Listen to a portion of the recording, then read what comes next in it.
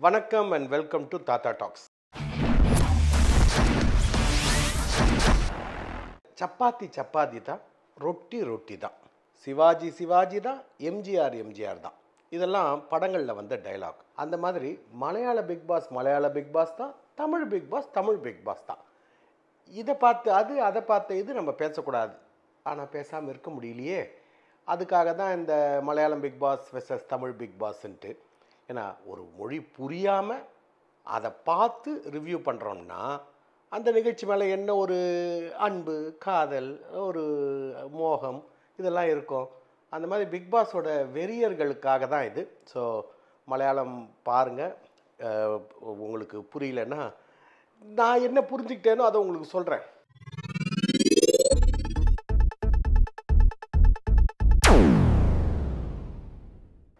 Sunday episode, சனிக்கிழமை episode வந்தார், நல்லா வச்சு செஞ்சார் மோகன்லால் சார். லால்டேட்டன் ஒன்று நல்லா அடிப்பொலி ஆயிட்டு கொடுத்து எல்லா மனசராத்திகளும். மனசராத்தின்னா இந்த கண்டஸ்டன்ஸ்க்கு. ஜின்டோ அப்படின்றவர் வந்து பாடி பில்டரு. அவர் வந்து இந்த பாடி ட்ரைனிங்லாம் பண்ணுற ஆள். அவர் கம்ப்ளைண்ட் பண்ணியிருக்காரு, இந்த மாதிரி யாரோ என்னை தொட்டாங்க, எனக்கு கை முறிஞ்சு போச்சு, எனக்கு டெட்டனஸ் போடணும், அது போடணும்ன்ட்டு. உடனே மோகன்லால் கேட்டார், ஜின்டோ எங்கன்னே உண்டு உன் கை அப்படின்னு. பரவாயில்ல, ஊசி போடணும்னு சொன்னேன்ல, டெட்டனஸ் போடணுன்னே. சரி, நான் உனக்கு ஒரு வள்ளிய டாக்டர் ஏற்பாடு செய்துட்டு உண்டு. இந்த பெரிய டாக்டர்னு யாரோ ஒரு எம்ஆர்சியா, அது எம்ஆர்சி நகர், அது எஃப்ஆர்சிஎஸ் இந்த மாதிரிலாம் படித்த பெரிய டாக்டர் நினச்சா ஒரு 7 அடி உயரத்துக்கு ஒரு ஆளை உள்ளே கூப்பிட்டு வராங்க. தண்டி ஊசி வச்சுட்டு கையில் குத்தாதீங்க, பின்னாடி குத்துங்க அப்படின்றாங்க. இந்த செத்தஸ்கோப்பே இவ்வளோ பெருசு இருந்துச்சு. ఇంజెక్షన్ కొంచెం చెరిది అయిపోయి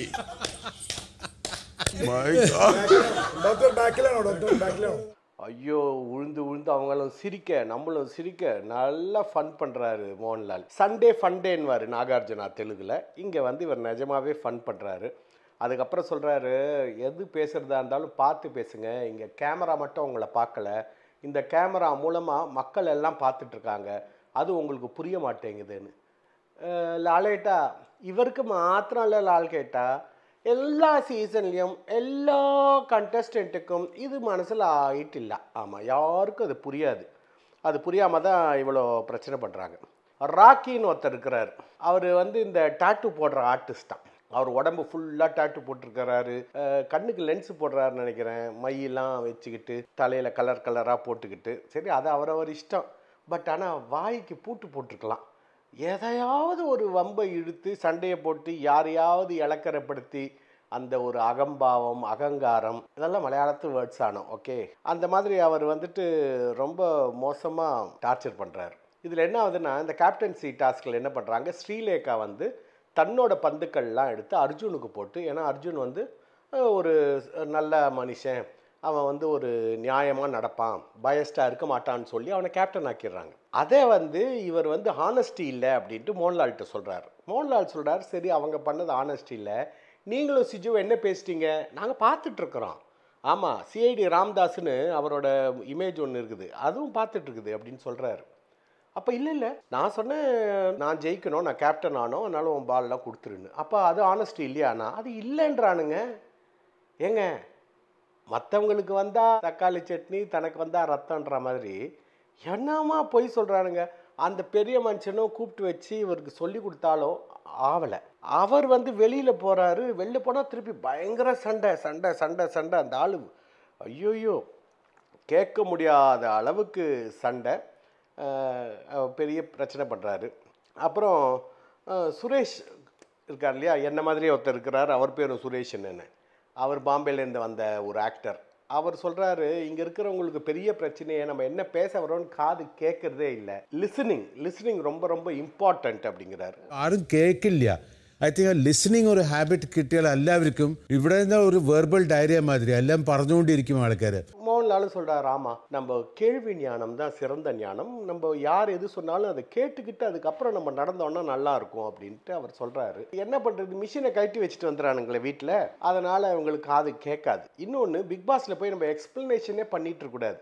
இது ரைட்டு ராங் நமக்கு என்ன தோணுதோ அதை சொல்லிட்டு போயிட்டே இருக்கணும். இவனுங்கெல்லாம் உட்காந்து வச்சு கிளாஸ் எடுக்க சீர்திருத்த பள்ளியாக நடத்துகிறாங்க அங்கே அப்படின்ட்டு எனக்கு தோணும். நான் மற்றவங்க பேசுகிறது கேட்குறபடி இருந்தால் கேட்கலாம், சும்மா நோயான் நோயான் நோயான் நோயான்னானுங்கன்னா நம்மளால் கேட்க முடியாது. ராக்கி வந்து கண்டென்ட்டுக்காக அடிக்கடி சண்டை போடுறாரு.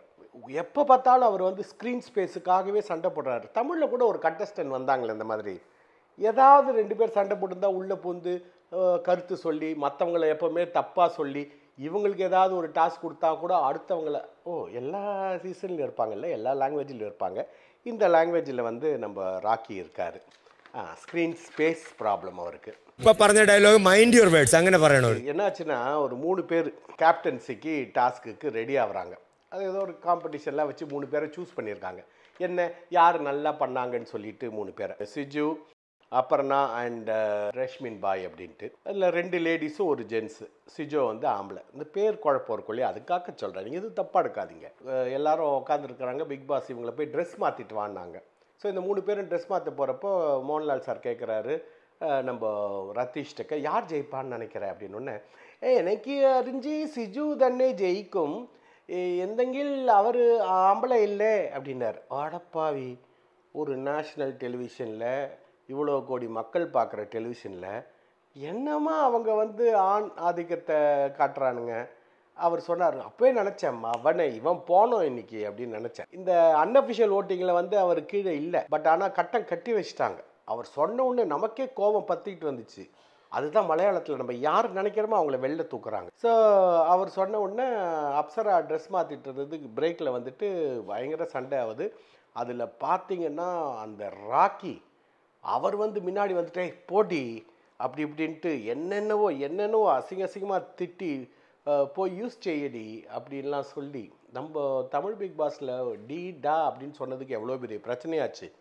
இங்கே சர்வசாதாரணமாக சோர்த்துன்றிய எப்படி இருக்கீங்க அப்படின்னு கேட்குற மாதிரியே வாடி போடி போடா ஏடா அப்படின்ட்டுலாம் பெரிய சண்டை நடக்குது. ரொம்ப இன்சல்ட் பண்ணுறாங்க அப்சராவை. அவங்க அந்த வெறியிலேயே இந்த கேப்டன்சி டாஸ்க் என்னென்னா, கழுத்துலேருந்து கால் வரைக்கும் இந்த கிளிங் ரேப்பை போட்டு ஃபுல்லாக கட்டிடுறாங்க. பெரிய கிளிங் ரேப் இவ்வளோ பெருசு இருக்குது, அதை ஃபுல்லாக போட்டு கட்டிட்டு தரையில் தவழ்ந்துக்கிட்டே போய் ஒரு கிண்ணத்தில் ஆப்பிள் வச்சுருக்காங்க. அந்த ஆப்பிளை கடித்து எடுத்துட்டு திருப்பியும் வந்து அது இருக்கும் ஒரு 12 அடி அந்த இது ட்ராக்கு வந்து போடணும். அதில் சிஜு வந்து அவர் போட்டு தேய்ச்ச தேயிலை எல்லாம் பிஞ்சிருதா, அவர் ஆட்டத்துலேருந்து வெளியேற்றிடுறாங்க. ஆனால் இந்த அப்சரான்றவங்க அவ்வளோ பிரமாதமாக, அதாவது பெண்கள் ஆண்களுக்கு குறைவில்லை அப்படின்றத அவ்வளோ அழகாக போய் 2 ஆப்பிளை போட்டுறாங்க. இன்னொன்று இருந்தது வந்து அந்த ரஷ்மின் பாய் வந்து ஒரு ஆப்பிள் போடுறாங்க.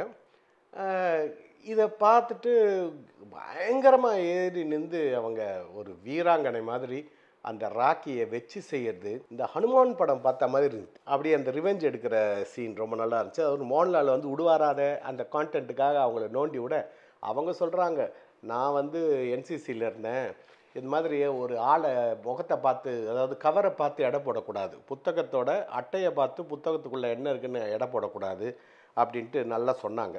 பட் என்ன ஒரு சந்தோஷம்னா, நம்ம என்னெல்லாம் கேட்கணும்னு நினைக்கிறோமோ அது எல்லாத்தையும் கேட்டுறாரு அவர்.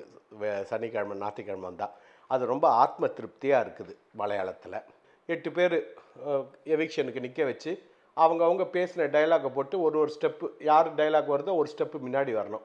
அப்படியா கொண்டு வந்து கடைசியில் ஜின்டோ, ராக்கி, ரித்திஷ் இந்த 3 பேரும் தான் பாட்டம் 3. அதில் ரித்திஷை வெளியில் எடுத்தோடனே ஷாக்டு எல்லாரும். நானே ஷாக்டு, அதான் நம்ம நினச்சது அப்படியே செய்கிறானுங்களேப்பா, மலையாளத்தில் சூப்பராக செய்கிறானுங்கன்ட்டு. அவர் கான்டென்ட் கொடுக்குறாரு அப்படின்னு சொல்லிட்டு சேவ் பண்ணிவிடுவாங்கன்ட்டு போன எபிசோடில் சொல்லியிருந்தேன். தமிழில் இருந்து அப்படி செய்வாங்க, கான்டென்ட் கொடுக்குறாரு இவரை காப்பாற்றிடணும் அப்படின்னு நினைப்பாங்க. பட் அப்படிலாம் இல்லை, நீ பண்ணுறது ரொம்ப ரொம்ப முட்டாள்தனம், நீ வந்து இதுக்கு மேலே இங்கே கண்டினியூ பண்ணால் மற்றவங்களுக்கெல்லாம் இடைஞ்சல், இது மக்கள் தீர்ப்பு, அது மகேசன் தீர்ப்புன்னு പറഞ്ഞു அவரை புறத்தாக்கி, அவர் புறத்து இறங்கின சேஷம் அவருக்கு ஞானோதயம் வரணும். அப்போ வந்து திடீர்னு மாறிடுறார் ஆளு. மாறிட்டு அவர் என்னெல்லாம் செஞ்சாருன்னு ஏவி போட்டு காமிச்ச உடனே இன்னும் ரியலைசேஷன் ஆகி அவர் சொல்கிறாரு, நான் தான் தப்பு பண்ணிட்டேன், இந்த ஒரு ஆப்பர்ச்சுனிட்டியை மிஸ் பண்ணிட்டேன், அதனால் நீங்கள்லாம் பார்த்து நல்லா விளையாடுங்க, எல்லாம் அவங்கவுங்க விளையாட்டை விளையாடுங்க, கூட்டு சேராதீங்க அப்படின்லாம் சொல்லி அவர் பண்ணார். നല്ലൊരു പ്ലാറ്റ്ഫോം എനിക്കിപ്പോൾ തോന്നുന്നു ഞാനത് മിസ്യൂസ് ചെയ്തെന്ന് തോന്നുന്നു. എൻ്റെ വേ ഓഫ് തിങ്കിങ് തെറ്റായിരുന്നു. എന്തായാലും എനിക്ക് സന്തോഷമുണ്ട്. இந்த செட்டுக்கு மேலே போதி மரம் தான் இருக்குமா என்னன்னு தெரியல. இல்லை போதி மரம் இருந்த இடத்துல செட்டு போட்டிருக்காங்களா தெரியல. ஆனால் இதே செட்டு தானே தமிழும். அதே செட்டில் தான் நடக்குது இங்கே இவிபியில் தான். இன்னைக்கு என்ன நடக்குதுன்னு பார்க்கணும். ஏன்னா இன்னைக்கு புது கேப்டன் அப்சரா அவங்க வந்துட்டாங்க. அடுத்தது வந்து எவிக்ஷன் இருக்கும் இந்த வாரம். அப்புறம் பவர் டீமில் வந்து ஒருத்தரை கழிச்சிட்டு இன்னொருத்தரை கொண்டு வரணும். இந்த மாதிரி ஒரு ஒரு வாரத்துக்கும் ஏதாவது ஸ்பெஷலாக வச்சுருக்காங்க. இந்த 4 ரூமாக பிரித்தாங்க இல்லையா, அந்த 4 ரூமில் ஒரு ரூம் பவர் ரூம். அந்த பவர் ரூம் ஏற்கனவே போன வாரம் ஜெயித்தவங்களே போன வாரம் சும்மா அப்படி கேப்டன் சொல்லி வந்துட்டாங்க. இந்த வாரம் வந்து ஒரு காம்படிஷன் வச்சு வாரம் முழுக்க அவங்களே அதை பிடிச்சிருக்காங்க. அதுக்கு நிறைய பவர்ஸ் உண்டு. அதை பயன்படுத்துகிறாங்களா இல்லையான்றது இந்த வாரம் பார்ப்போம். பாய்.